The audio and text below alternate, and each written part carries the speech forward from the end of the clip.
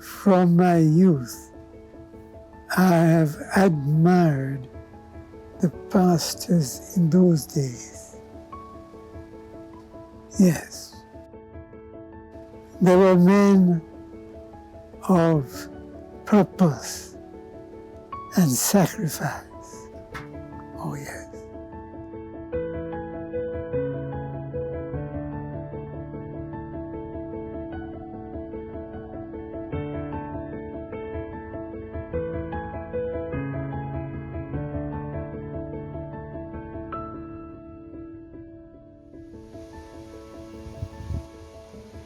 When I thought of becoming a pastor, I didn't even intend to get married. No.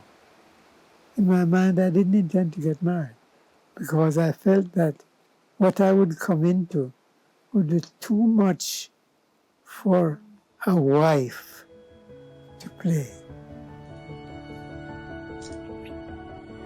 But as I got older and saw the need for having a wife, I had to pray to God for it.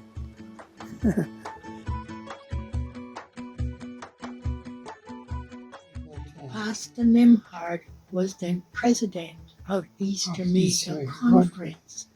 And while you were there, it was when this whole relationship developed. That gives you a little idea of the time of our friendship. It was maybe about 3 years. One of my patients said, you need just to put some little thing in your hair so that it will stay down. And who told me to do it when he saw me? He said, look, I feel like putting off this wedding. And I said, oh, this is the answer to my prayer. It has got to go on, but it was late. And so I walked out. It was at Hope Garden. But one time we went somewhere, and I walked out and he ran to catch me. That should have been in it. Yeah.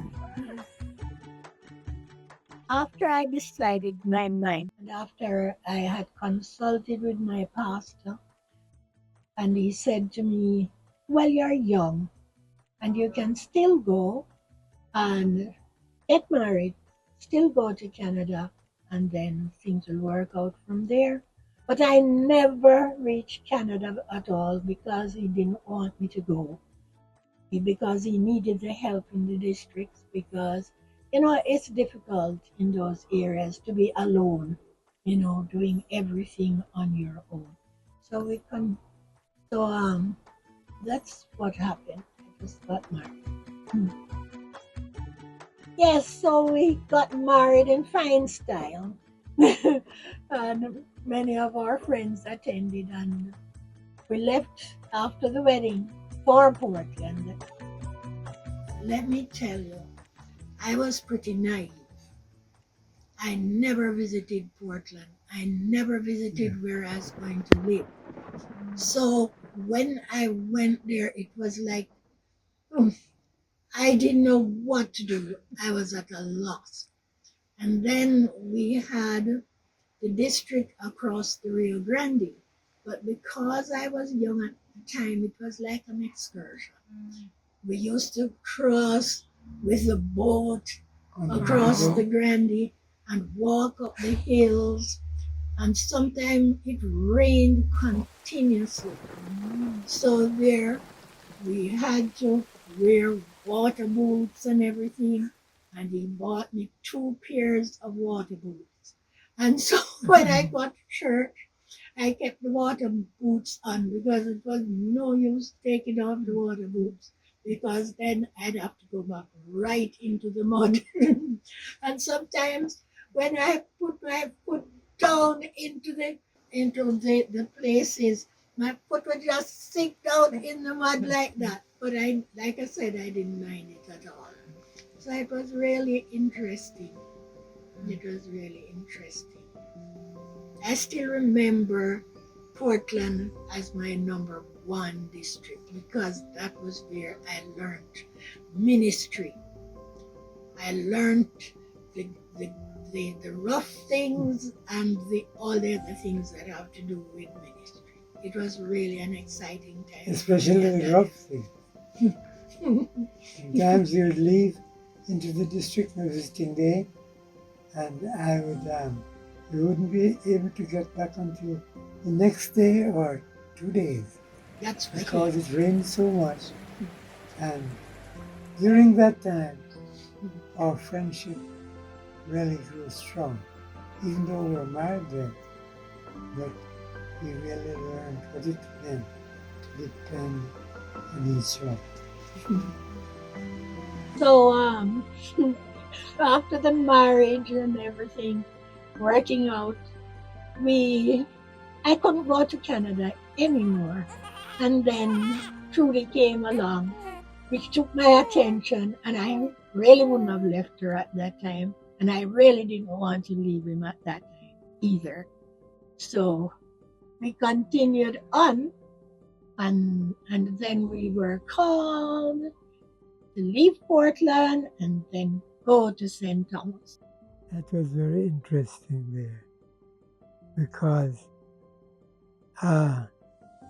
we actually worked on raising up 2 churches or 3. I don't remember perfectly now. About 3 churches. When we went into St. Thomas, those were just started as Sabbath schools. And as such, we saw the opportunity of getting down in the work with those people, for they were good interests. That was in the interland part of St. Thomas. And we had Bull Bay Bay. at the time, Yalas. Bull Bay was just new, and we worked hard there. It developed quite quickly. We left St. Thomas, and then we went to Kingston at the North Street Church Yeah. and worked there for a while. And then we got a call for Cayman Brack. When we went to Cayman Brack, it was just a small congregation, and people, were not taken on to the Adventist message as they are now. We had about 6 or 7 members there at the time, and it was difficult at the time because there were no hospitals. No. There was just about one supermarket, and we depended on things coming from Jamaica to Grand Cayman, and that's a bit of difficulty, but we didn't mind it. We were like among the first workers to raise up the churches, the church on the Brack, of course. And then we worked in West Bay as well, where we did pastoring and teaching at Edinburgh High. And we spent altogether 5 years and returned back to Jamaica. And that was when we joined in with Central Jamaica Conference. Wonderful days too. The president then was Master Hyatt. He saw to it that he had his pastors visit those new members and begin Sabbath with them.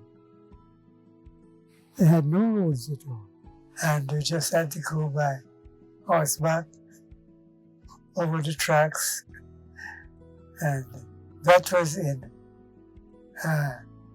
parts of North Manchester, Clarendon, North Clarendon, and going back around those areas.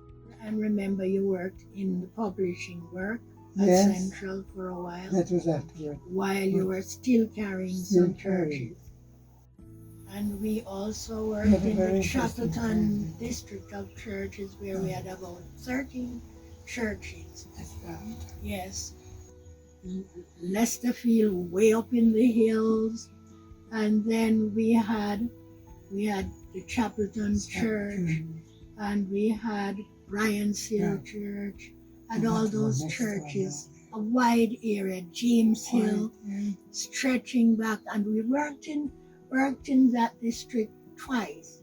And then we went, and then at that time we had added to that, we had Spodlin Church, which was, I tell you, Spodlin to this day is perhaps one of the churches I love most of all.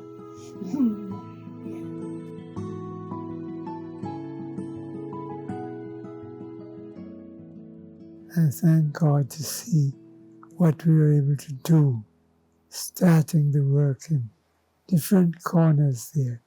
And where I see churches now, there's nothing. As pastors, we realized then that we were examples in the churches. A pastor couldn't afford to be a careless person.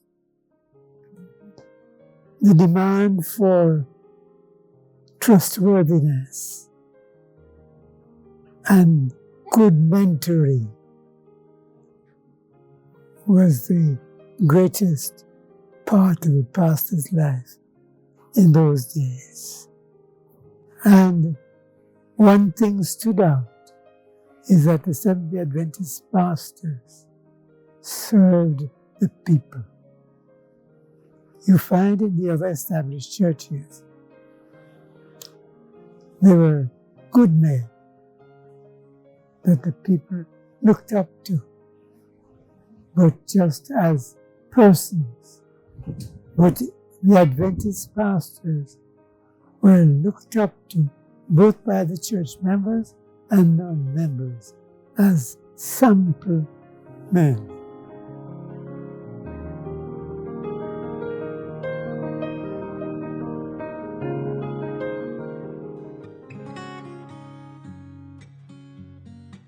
We lost our son at the beach. I didn't go. Trudy was with me then, and I said I really didn't want to go to Alligator Pond, and they went and came back without him. It kind of affected our whole, what did I say, progress here at that time, because it happened when he was 17, on his birthday, and the only boy, and on his birthday. He was more than a son. He was the kindest child you could ever meet. He was so loving that even talking about it, tears well up in my eyes. And then the two girls, maybe you know Delia Holmes. Yes. And you wouldn't know Trudy though.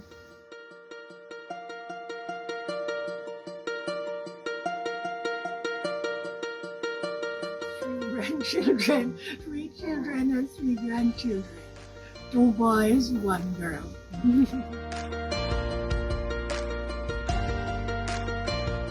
Overall, I really enjoyed ministry and still doing what I can. Every day there are calls, young people that you worked with in the past. They have grown now and they have their own issues, and sometimes they need a word and they call, for a little advice and encouragement to take them through the life, because it's not easy right now. I don't have one boring day. So the Lord has been good, and we sing His praises every day for where He has brought us from and where He has taken us to, and look forward to His coming. Remember, you are a representative of Christ. Therefore, he has to be our example, not in something, but in all things. So that in behavior and relationships, we have to keep the standard high.